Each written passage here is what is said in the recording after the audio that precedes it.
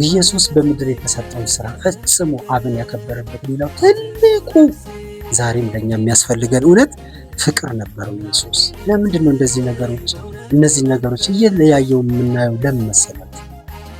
ይጠቅመናል። አንድ ላይ ማድረግ ይቻላል፣ ችግር የለም። ግን እንደዚህ ነጣጥን ስናየው መጽሐፍ ቅዱስ ለማንበብ ያለን ጉጉት የበለጠ ይጨምራል። እውነትም ደግሞ እነዚህን እውነት እንደዚህ ስናያቸው የበለጠ ይበሩልናል። የበለጠ ሲበሩልን የበለጠ ልናቃቸው እንጓጓለን። የበለጠ ስናቃቸው ደግሞ የበለጠ ለመኖር አቅም እናገኛለን። ሃሌሉያ! እና ኢየሱስ ክርስቶስ እነዚህ ነገሮች በዝርዝር የምንመለከታቸውን ነገሮች ሲያደርጋቸው ውጤታቸውንም አይተናል ማለት ነው።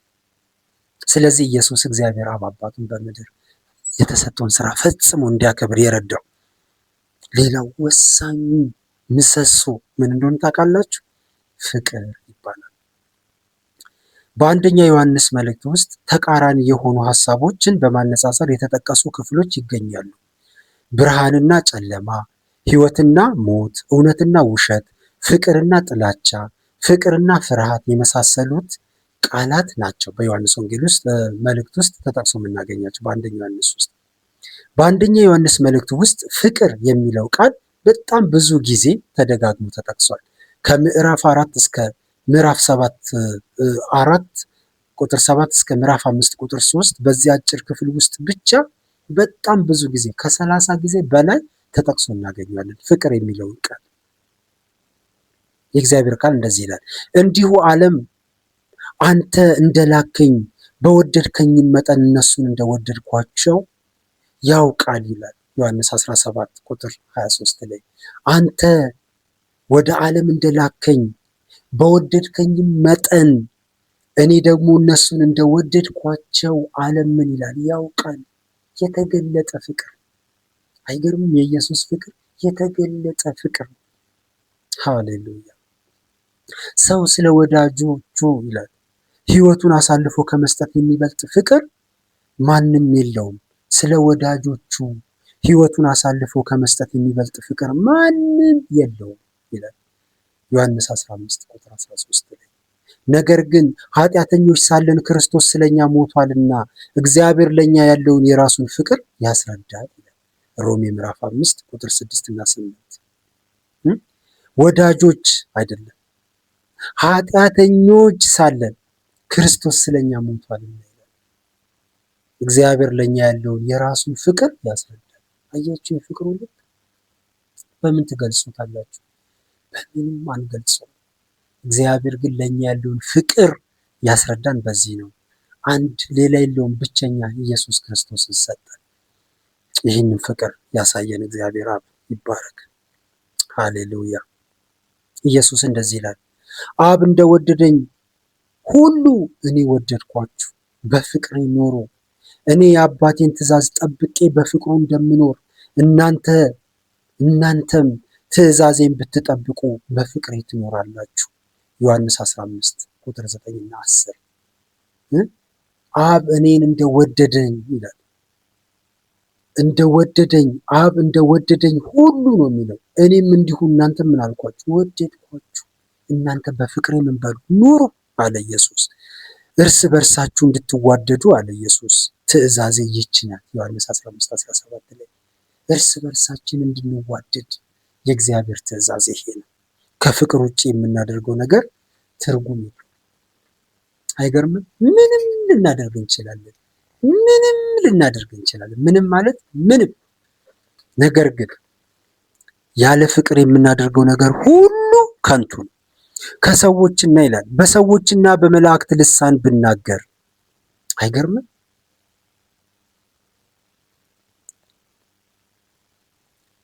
በሰዎችና በመላእክት ልሳን ብናገር ፍቅር ግን ከሌለኝ እንደሚጮህ ነሐስ ወይም እንደሚንሸዋሸው ጸናጽል ነኝ። የትንቢት ስጦታ ቢኖረኝ ምስጢርን ሁሉና ዕውቀትን ሁሉ ባውቅ ተራራውንም ከቦታው የሚነቅል እምነት ቢኖረኝ፣ ፍቅር ግን ከሌለኝ ከንቱ ነኝ። ያለኝን ሁሉ ለድሆች ብሰጥ፣ ሰውነቴንም እንዲቃጠል በእሳት ብዳርግ፣ ፍቅር ግን ከሌለኝ ምንም አይጠቅመኝም። አንደኛ ቆሮንቶስ 13 ከ1-3 ፍቅር ከሌለኝ ምንም አይጠቅመኝም። ምንም ማለት ምንም። ፍቅር ከቶ አይወድቅም። ነገር ግን ትንቢት ቢሆን ይሻራል፣ ልሳን ቢሆን ይቀራል፣ እውቀት ቢሆን ይሻራል። እንግዲህ እምነት፣ ተስፋ፣ ፍቅር እነዚህ ሶስቱ ጸንተው ይኖራሉ።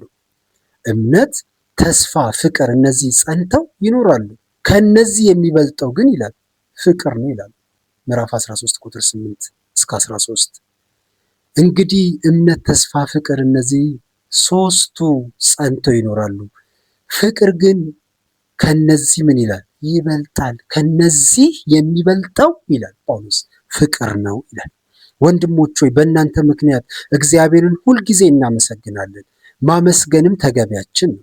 የምናመሰግነውም ይላል እምነታችሁ ይበልጥ እያደገና እያንዳንዳችሁ የእርስ በርስ ፍቅር እየጨመረ በመሄዱ ነው ይላል አንደኛ ተሰሎንቄ ምዕራፍ 1 ቁጥር 3 ላይ። ወንድሞች ሆይ ስለ እናንተ እግዚአብሔርን እናመሰግናለን ይላል። ስለ እናንተ እግዚአብሔርን እናመሰግናለን። ለምን? ዕለት ዕለት ፍቅራችሁ እየጨመረ ስለሄደ ይላል ጳውሎስ። ምን አይነት ነገር ነው ወገኖች? እንዴት ደስ ይላል! ለምንድን ነው የምታመሰግነው? ፍቅራችሁ እየጨመረ ስለሄደ። እውነት እኮ ነው። በእውነት እግዚአብሔር ፍቅራችንን ይጨምረው። ሙሴ ካደገ በኋላ ይላል የፈርዖን የልጅ ልጅ እንዳይባል በእምነት እምቢ አለ። ከግብፅ ገንዘብ ይልቅ ስለ ክርስቶስ መነቀፍ እጅግ የሚበልጥ ባለጠግነት እንዲሆን አስቧልና ለጊዜው በኃጢአት ከሚገኝ ደስታ ይልቅ ከእግዚአብሔር ሕዝብ ጋር መከራ መቀበልን መረጠ። ብድራቱን ትኩር ብሎ ተመልክቷልና የንጉሥን ቁጣ ሳይፈራ የግብፅን ሀገር የተወው በእምነት ነበር። የማይታየውን እንደሚታየው አድርጎ ጸንቷልና ይላል ዕብራውያን 11:24-27። ሙሴ ካደገ በኋላ የፈርዖን የልጅ ልጅ እንዳይባል። የሚገርም እኮ ነው። በእምነት እምቢ አለ። ከእግዚአብሔር ሕዝብ ጋር መጣልን መረጠ። ከቤተ መንግስት ወጥቶ ካማረ ከተሻለ ቦታ ወጥቶ መረጠ። ለምን? ፍቅር። ለእግዚአብሔር ሕዝብ ያለው ፍቅር፣ ለፈጣሪው ለጌታው ያለው ፍቅር እየሰማ እየተነገረው ያደገበት ያ ፍቅር፣ በዚህ ፍቅር ይህን ሁሉ መናቅ ቻለ ጳውሎስ። ሙሴ በዚህ ምክንያት መናቅ ቻለ። ለምን ምክንያት? በፍቅር ምክንያት። የሚገርም እኮ ነው። ሙሴ ከእግዚአብሔር ሕዝብ ጋር መጣልን መምረጡ ከፍቅር ውጪ ሌላ ምክንያት ሊኖረው አይችልም። ፍቅር እጅግ ማራኪ። ምን ምክንያት አለው? ምንም። ፍቅር። ሙሴ ይሄን እንዲወስን ያደረገው ፍቅር በጣም ማራኪ ነገር ነው። እግዚአብሔርን ቢረዳኝ እናንተም ቢረዳችሁ አማኞች እንደው በእውነት በዚህ እውነት እግዚአብሔር ቢረዳን በቃ እንዴት ማራኪ ነገር መሰላችሁ! ፍቅር እንደዚህ ይላል፣ ፍቅር ታጋሽ ነው ይላል መጽሐፍ ቅዱስ። ፍቅር ቸር ነው፣ ፍቅር አይመቀኝም፣ ፍቅር አይመካም፣ ፍቅር አይታበይም፣ ተገቢ ያልሆነ ነገር አያደርግም፣ ራስ ወዳድ አይደለም፣ ፍቅር አይበሳጭም፣ ፍቅር በደልን አይቆጥርም፣ ከእውነት ጋር እንጂ በአመፅ ደስ አይለውም፣ ፍቅር ሁልጊዜ ይታገሳል፣ ፍቅር ሁልጊዜ ያምናል፣ ፍቅር ሁልጊዜ ተስፋ ያደርጋል፣ ፍቅር ሁልጊዜ ጸንቶ ይቆማል ይላል አንደኛ ቆሮንቶስ ምዕራፍ 13 ከ4-7። የፍቅር ባህሪ ይሄ ነው። ከክፉ ምኞት የተነሳ በዓለም ካለው ምግባረ ብልሹ ሕይወት አምልጣችሁ ከመለኮታዊ ባህሪ ተካፋዮች እንድትሆኑ በእነዚህ ነገሮች አማካኝነት እጅግ ታላቅና ክቡር የሆነውን ተስፋ ሰጥቶናል። በዚህ ምክንያት በሙሉ ትጋት በእምነታችሁ ላይ በጎነትን ምን በሉ ለመጨመር ጣሩ። በበጎነት ላይ እውቀት፣ በእውቀት ላይ ራስን መግዛት፣ ራስን በመግዛት ላይ መጽናት፣ በመጽናት ላይ እውነተኛ መንፈሳዊነትን፣ በእውነተኛ መንፈሳዊነት ላይ ወንድማዊ መተሳሰብን፣ በወንድማዊ መተሳሰብ ላይ ፍቅርን ጨምሮ እነዚህ ነገሮች ተትረፍርፎ ቢኖሯችሁ ጌታችን ኢየሱስ ክርስቶስን በማወቅ ዳተኞችና ፍሬ ቢሶች ከመሆን ይጠብቋችኋል ይላል አንደኛ ጴጥሮስ ምዕራፍ 1 ከቁጥር 3 እስከ 8። እነዚህ ነገሮች ምን ይበሉ? ይጨምሩላችሁ ይላል። ከተጠቀሱት ነገሮች ዋናው ነገር ፍቅር ነው። ጨምሩ። ፍቅር ከበዛላችሁ ዳተኞች አትሆኑም፣ ሰነፎች አትሆኑም፣ ስራ ፈቶች አትሆኑም። ለምን? ፍቅር ሁልጊዜ በስራ ላይ ስለሆነ፣ ፍቅር ሁልጊዜ የመብዛት የማሸነፍ የማየል ጉልበት አቅም ስላለው። በዚህ እውነት እግዚአብሔር ይባርከን። ጌታ ኢየሱስ ክርስቶስ በምድር የተሰጠውን ስራ ፈጽሞ እግዚአብሔር አብ አባቱን እንዲያከብር የነበረው ወሳኝ ነገር ፍቅር ነበር። ይሄ ፍቅር በጣም ያስፈልጋል። በተለይ አሁን ለሰው ያለን ፍቅር፣ ለእግዚአብሔር ያለን ፍቅር፣ በእውነት ነው የምላችሁ፣ ለራሳችን ያለን ፍቅር፣ ለተፈጥሮ ያለን ፍቅር፣ በጣም ፍቅር ያስፈልገናል። እንደ እግዚአብሔር ቃል የሆነው ፍቅር ያስፈልገናል። ይሄ ፍቅር ብቻ ነው ብዙዎችን መማረክ የሚችለው። ይሄ ፍቅር ብቻ ነው አይሎ አሸንፎ ብዙዎችን መግዛት የሚችለው። እግዚአብሔር በዚህ ፍቅር እንዲባርከን በእውነት ጸሎቴ ነው። እኔ ጸሎቴ ነው። የቤቴ ግድግዳ ላይ ያለ ትልቁ ጥቅስ እሱ ነው። በአረንጓዴ ቢጫ ቀይ ፍቅር የሚለው ተጽፏል። ፍቅር ታጋሽ ነው። ፍቅር ቸር ነው። አይመቀኝም፣ አይመካም፣ አይታበይም፣ ተገቢ ያልሆነ ነገር አያደርግም፣ ራስ ወዳድ አይደለም፣ አይበሳጭም፣ በደልን አይቆጥርም፣ ከእውነት ጋር እንጂ በአመፅ ደስ አይለውም፣ ሁልጊዜ ይታገሳል፣ ሁልጊዜ ያምናል፣ ሁልጊዜ ተስፋ ያደርጋል፣ ሁልጊዜ ጸንቶ ይቆማል። ከስሩ ደግሞ ዮሐንስ 15 ቁጥር 12 እንዲህ ተብሎ ተጽፏል። ትእዛዜ ይህች ናት፣ እኔ እንደወደድኳችሁ እናንተ እርስ በርሳችሁ ተዋደዱ ይላል ከስር። በእውነት እግዚአብሔር በዚህ እውነት እኔን ቢባርከኝ፣ እግዚአብሔር በዚህ እውነት ልጆቼን፣ ትዳሬን ቢባርክ፣ ምድሬን ቢባርክ፣ እናንተን ቢባርክ፣ ህዝቤን ቢባርክ፣ ምንኛ በታደልን። ፍቅር ቢኖረን ብዙ ነገር ማለት ይቻላል። ፍቅር ብዙ ንግግር አይፈልግም። ታውቃላችሁ፣ ኑሮ ይፈልጋል። በጣም መልስ ይፈልጋል። ፍቅር ከንግግር ከትምህርት ከስብከት ይልቅ ፍቅር በጣም ተግባር ይፈልጋል። እግዚአብሔር በዚህ እውነት ቢረዳን ደስ ይለኛል። ደግሞ ይረዳናል። እግዚአብሔር ይመስገን። ኢየሱስ በምድር የተሰጠውን ስራ ፈጽሞ ያከበረው ኢየሱስ አብን አንዱ ትልቁ ፒላር ፍቅር ነበር። ኢየሱስ ለተማሩ ፍቅር ነበር፣ ላልተማሩ ፍቅር ነበረው፣ ለበሽተኞች ፍቅር ነበረው። ኢየሱስ ለደካሞች ፍቅር ነበረው፣ ለተገፉ ፍቅር ነበረው። ኢቭን ለሚገሉት ለሚያሳድዱት እንኳን አባት ሆይ ብትወድ ይህች ጽዋ ከኔ ትለፍ ባለበት በሰው ድምፀት የሚያደርጉትን አያውቁምና ይቅር በላቸው የሚል ቦልድነስ ያለው ጠንካራ የሆነ በእውነትም በእግዚአብሔራዊ መለኮታዊ እውነት የታሸ ንጹህ ፍቅር ኢየሱስ ነበር። ለዚህ ነው ይቅር እንዲባሉ ጸለየላቸው።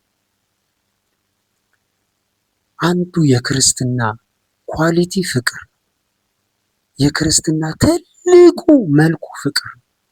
ዛሬ በዚህ ዘመን ብዙ ሰዎች የሚፈልጉት ያጡት ከኔ ከናንተ ከኛ እግዚአብሔር የሚፈልገው ሰዎችም እየፈለጉ ያሉት ነገር ፍቅር ነው። እግዚአብሔር በዚህ እውነት ቢረዳ ለብዙዎች በረከት መሆን እንችላለን። እግዚአብሔር ይባርካችሁ። እስቲ ጸልዩበት፣ እስቲ አስቡት፣ አሰላስሉት፣ ደግሞ ሞክሩት፣ ኤክሰርሳይዝ እስቲ አድርጉት። አጠገባችሁ ላለው ሰው እስቲ ዘሩን፣ ጎሳውን፣ እድሜውን፣ እውቀቱን ምንም ሳትለዩ ያለውን ፖዚሽን ሳትለዩ እስቲ ይህን ፍቅር ለማካፈል ሞክሩ። እናንተ ለመቀበል አይደለም፣ እስቲ እናንተ ለመስጠት ሞክሩ። እስቲ ተለማመዱት። ጌታ ይረዳናል። እኔም እግዚአብሔር ይረዳኛል። ትልቁ ክርስትናችንን የምናሳይበት ትልቁ መድረክ ፍቅር ብቻ።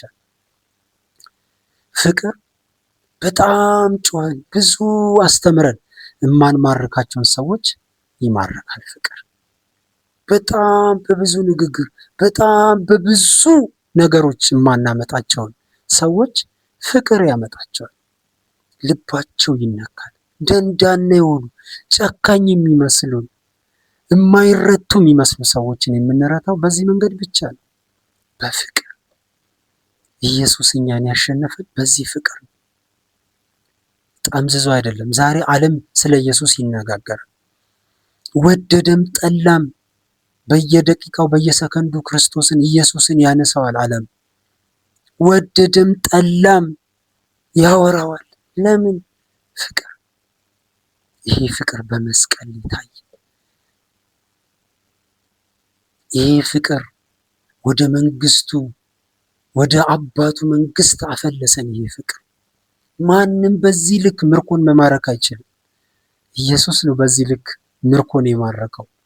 ከሞት ከሲኦል ብዙዎችን ማረከ። ማርኮ ነበር፣ ዛሬ ይማርካል፣ ወደፊት ገና ይማርካል። ለምን? ፍቅር። መሳቢያው ፍቅር ብቻ ነው። ጉልበት አይደለም፣ አሽሙር አይደለም፣ ማጭበርበር አይደለም፣ ውሸት አይደለም፣ ማስመሰል አይደለም።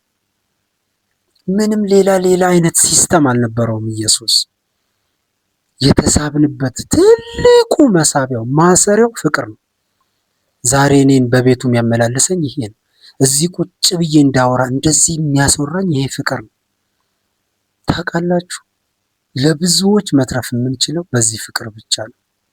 እግዚአብሔር በዚህ እውነት ይርዳን፣ ያስበን። እግዚአብሔር ፍቅር ይፈልጋል። በእውነት ነው የምላችሁ፣ የፍቅር ሰዎች እግዚአብሔር ይፈልጋል። ሰው ክርስቶስን ማሳየት የሚችለው በፍቅር ከሆነ ብቻ ነው፣ በፍቅር ብቻ ነው። በሃይማኖተኝነት ሜንታሊቲ ወይም ደግሞ በሆነ አይነት ስሜት ውስጥ ሆነን በጣም የተቆጨን የተንገበገብን መስለን ስላወራን አይደለም። በቃ ረጋም ብለን ሊሆን ይችላል፣ ግን ዝም ብለን ሊሆን ይችላል። ዋናው ቁልፍ ነገር ግን ፍቅር። እግዚአብሔር ከኔ ፍቅር ይፈልጋል። እግዚአብሔር ከልጆቼ ፍቅር ይፈልጋል። እግዚአብሔር ቅዱሳን ከኛ ፍቅር ይፈልጋል። ሰዎች ስሙ፣ ከኛ እግዚአብሔር ፍቅር ይፈልጋል። ፍቅርን ደግሞ ያወቅነው ከክርስቶስ ነው፣ ከራሱ ከእግዚአብሔር። የእግዚአብሔር ባህሪ አንዱ ፍቅር ነው። እግዚአብሔር ፍቅር። እግዚአብሔርን ግለጹት ብንባል እግዚአብሔር ፍቅር ነው፣ ባህሪው፣ ማንነቱ። ይህን ደግሞ ለእኛ አካፍሎናል፣ እንድንኖረው እግዚአብሔር ይርዳል። አሜን።